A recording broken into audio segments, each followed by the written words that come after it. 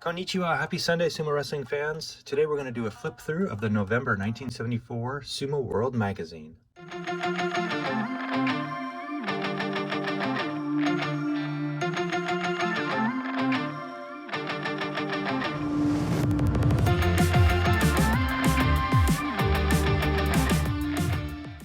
Hey, welcome back everybody. Appreciate everybody tuning in for another Sumo World flip through. Today we've got November 1974 and some interesting information in this one, so wanted to make sure I highlighted that for everybody. I know everybody probably also wanting to continue the Futabayama story, so certainly have that in there. And then an interesting stable or Heya series that starts up for this, or in this issue I should say. So here you go, you've got a nice woodblock print cover. Reading inside it says this is from Kunisada.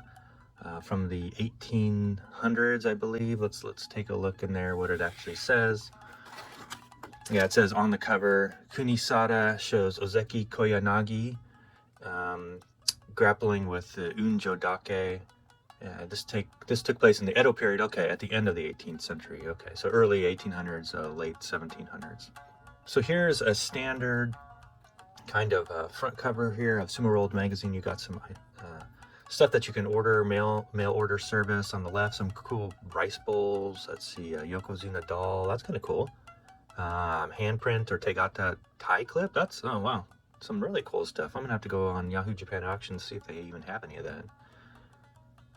Yeah, so really kind of cool.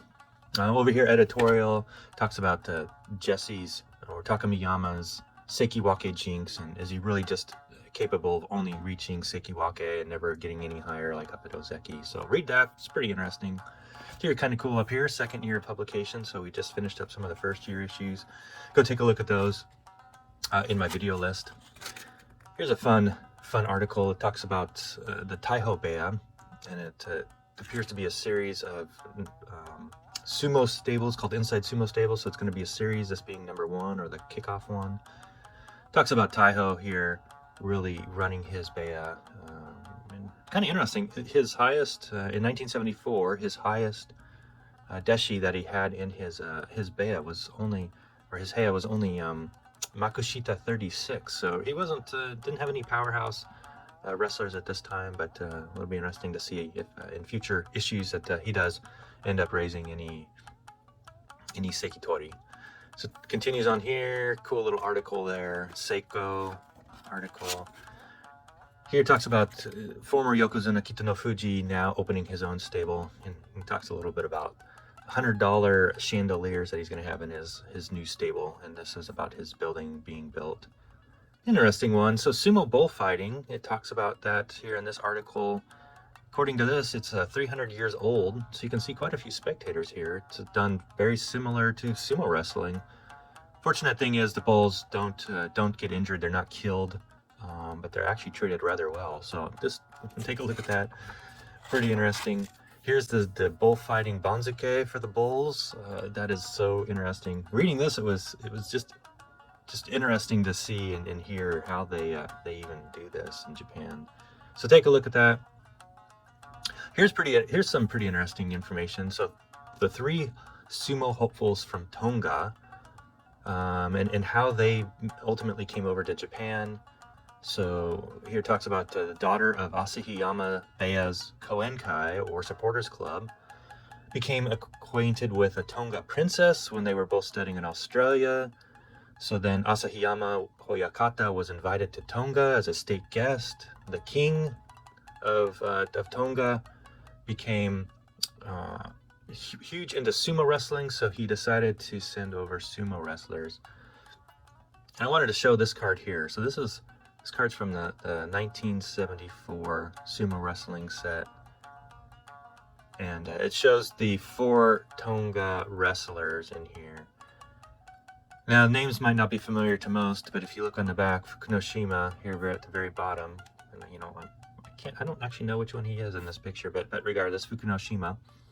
Then she left sumo, and I'll talk about in future episodes why the Tongans left sumos, but Fukunoshima became probably the most successful of them, ended up wrestling in the WWE, ultimately the WWE, as Prince Tonga, And so for those of you who are familiar with WWE and pro wrestling, Prince Tonga was a huge wrestler, huge name, just a really big character and personality in WWE. So this here is Prince Tonga's wrestling card, debut card, I should say, in sumo wrestling.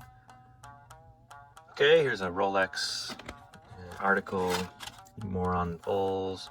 Here's something kind of interesting about 6 million yen stolen from a wedding.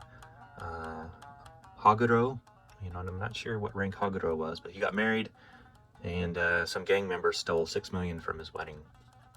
Here's Takamiyama's young son, Yumi Taro, I should say. So take there. Here's the fourth episode of fourth part of Futabayama and that whole story. Another ad by Mitsukoshi. Some of the Akibasho highlights, only 6 pictures this time, but some bigger ones. Looks like they went to a bigger format, at least on this. Here's Wajima. I think Wajima ultimately took the Yusho. So take a look there. Sumo sketches. Here's the review of the Akibasho.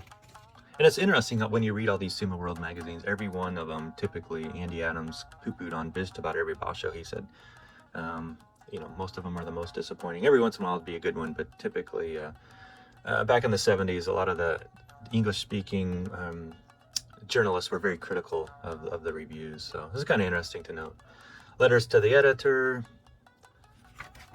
Here's who they think's going to win the Kyushu basho. It looks like Wajima and Kitanaumi favored to win. Maybe Takamiyama picking up third.